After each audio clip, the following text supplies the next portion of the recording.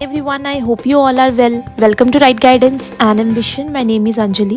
So इस video के अंदर मैं आपके साथ last important question from the unit 3 वो डिस्कस करने वाली हूँ which is based on economic factor of social change. इससे पहले मैं आपके साथ यूनिट 1, यूनिट 2 और यूनिट 3 के क्वेश्चंस डिस्कस कर चुकी हूँ। अभी तक जिन्होंने वो वीडियोस नहीं देखी हैं उनके लिंक जो है डिस्क्रिप्शन में दे दिया है। इट इज़ वेरी इंपॉर्टेंट कि जिस भी सब्जेक्ट की वीडियोस अपलोड हो रही हैं आप लाइन वाइज देखो ताकि आपको कोई भी कन्फ्यूजन ना हो। एंड आई होप आपके लिए कंटेंट हेल्पफुल होगा। और आप लोगों को अगर कोई भी डाउट है आप मुझे कमेंट सेक्शन में पूछ सकते हो। आई विल ट्राई जितना जल्दी हो सके मैं आपको रिप्लाई करूँगी। One request to all of you, please जितना हो सके इन वीडियोस को अपने ग्रुप्स में शेयर करो क्योंकि ग्रुप्स का एक्सेस आप लोगों के पास है।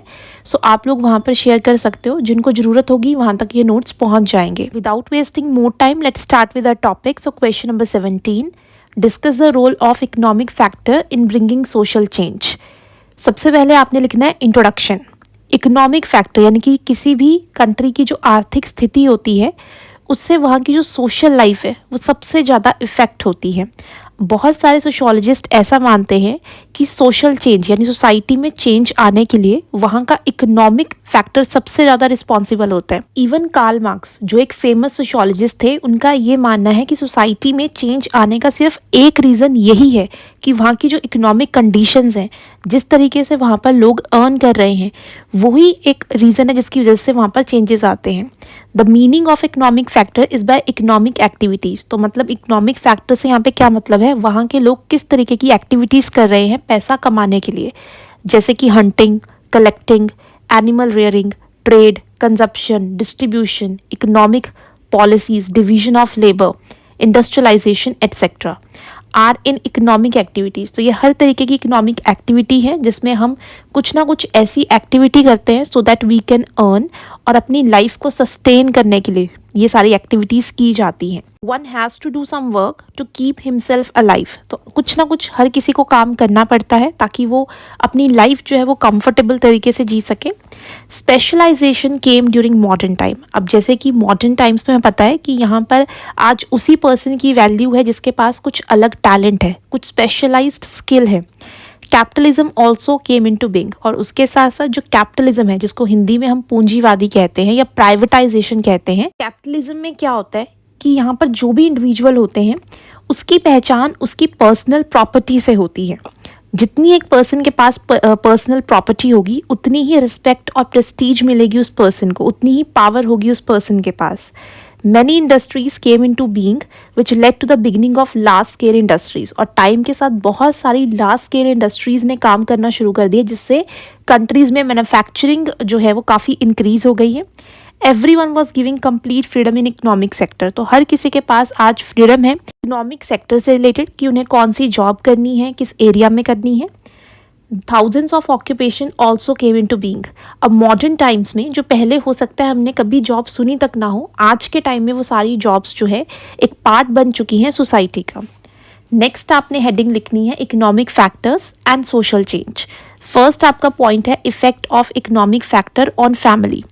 In our society, different economic systems were there in different ages and the institution of family depend upon these economic activities.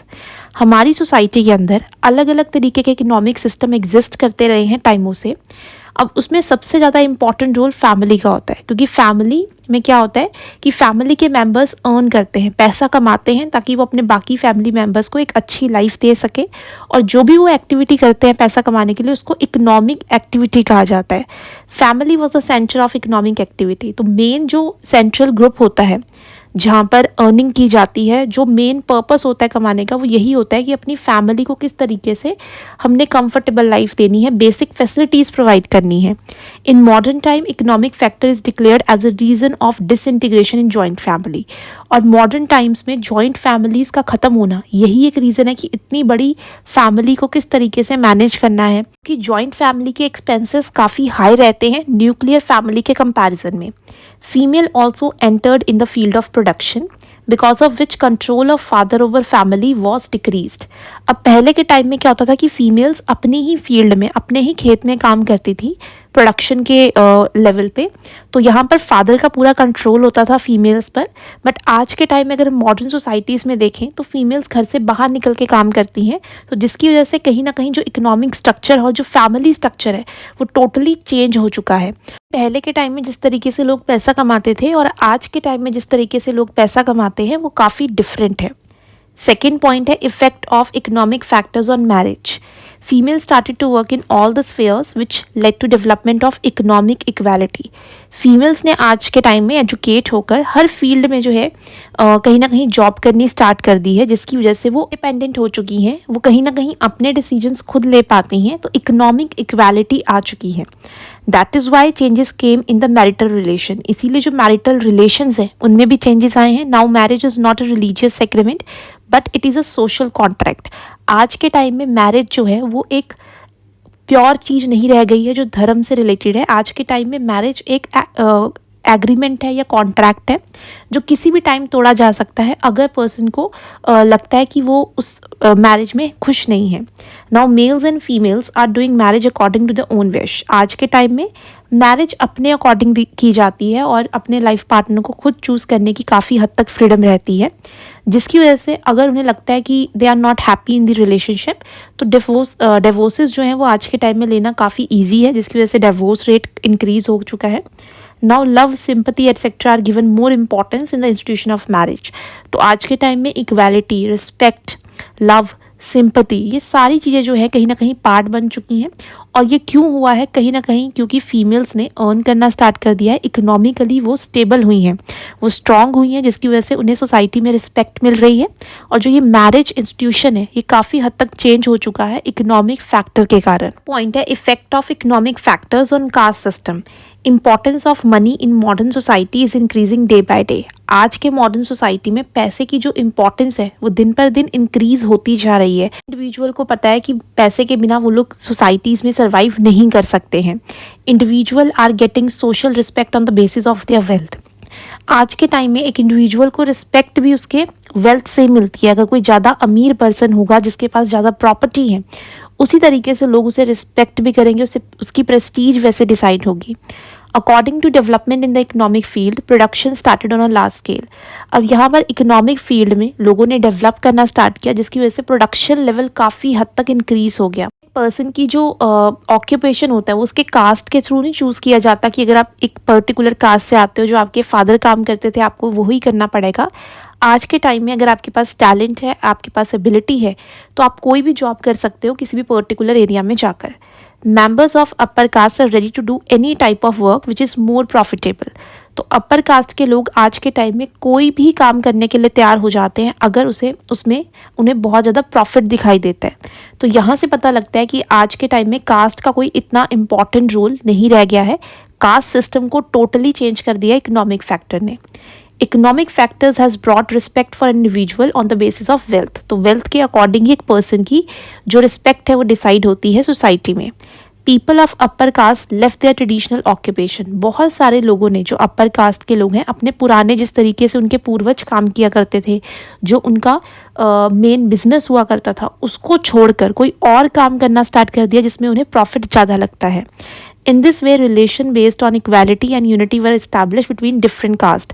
तो इस तरीके से जो डिफरेंट कास्ट के लोग हैं एक दूसरे के साथ कोऑपरेट करते हैं, क्योंकि उन्हें पता है कि हो सकता है कि जिस कास्ट के लोगों के साथ वो बिजनेस कर रहे हैं वो उनकी कास्ट के नहीं हैं, बट वो लोग काफ़ी अमीर हैं, वो काफ़ी इन्फ्लुएंशियल पर्सनस हैं।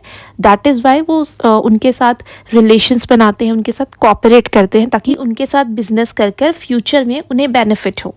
सो यहाँ से पता लगता है कि इकोनॉमिक फैक्टर ने कास्ट सिस्टम को भी बहुत हद तक चेंज कर दिया है। फोर्थ पॉइंट है effect of economic factors on religious institution. जब भी कभी पुराने टाइम में ह्यूमंस जो थे विक्टिम होते थे नेचुरल कैलेमिटीज़ के, मतलब जब भी कभी फ्लड, अर्थक्वेक, सुनामी, लैंडस्लाइड, ऐसी कोई प्रॉब्लम होती थी तो लोग रिलीजन का सहारा लेते थे ताकि गॉड उनके साथ ऐसा ना करें, क्योंकि उन्हें लगता था कि ये सारी चीज़ें गॉड कर रहे हैं।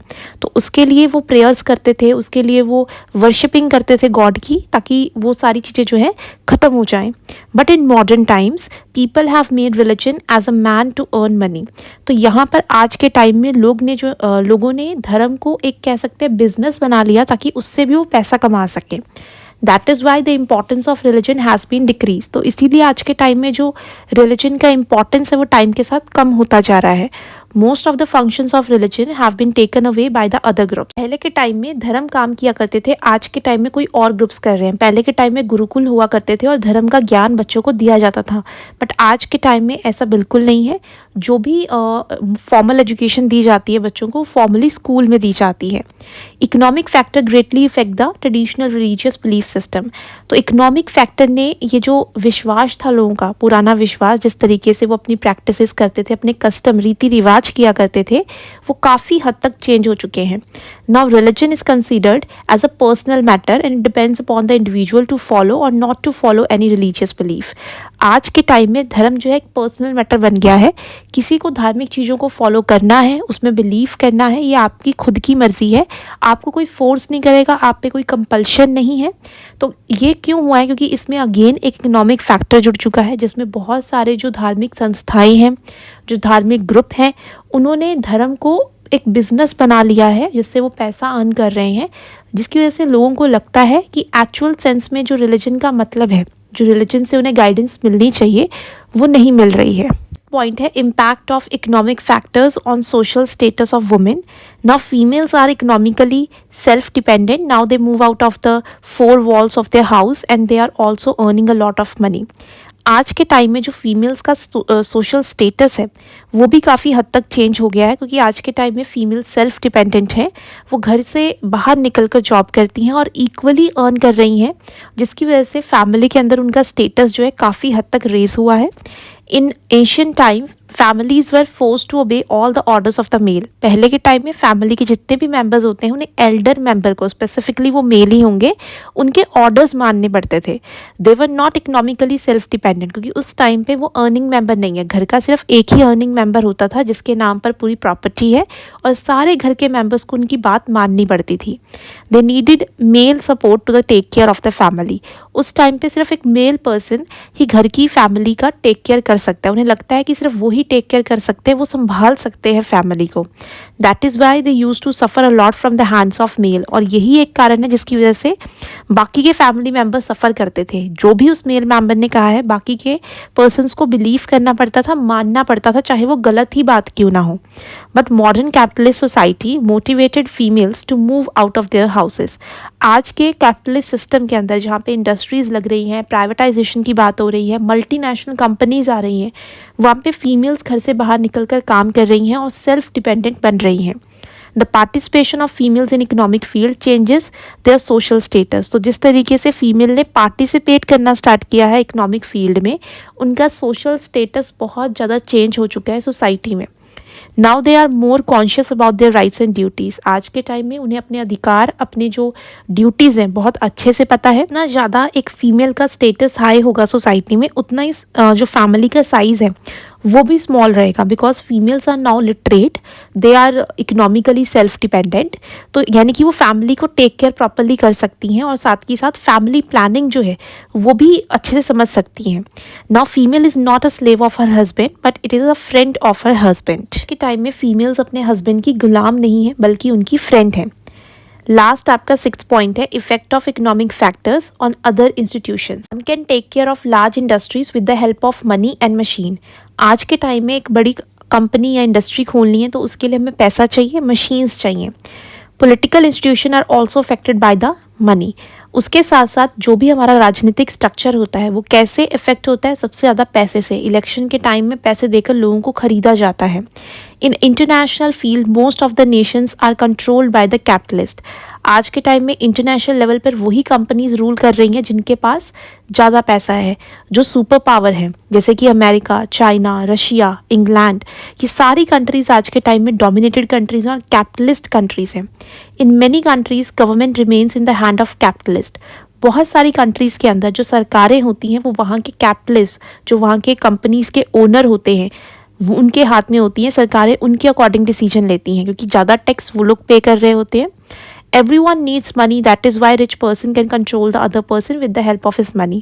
अब हर किसी को पैसा चाहिए ताकि वो अपनी लाइफ कंफर्टेबल तरीके से जी सकें, तो जिसकी वजह से वो कोशिश करते हैं कि दूसरों पे कंट्रोल कर कर उनसे किस तरीके से उनकी मदद लेकर पैसा और जनरेट किया जा सके। Machines are there everywhere, that is why production has been increased. Now production has started on a large scale, it led to revolution change in the economic field.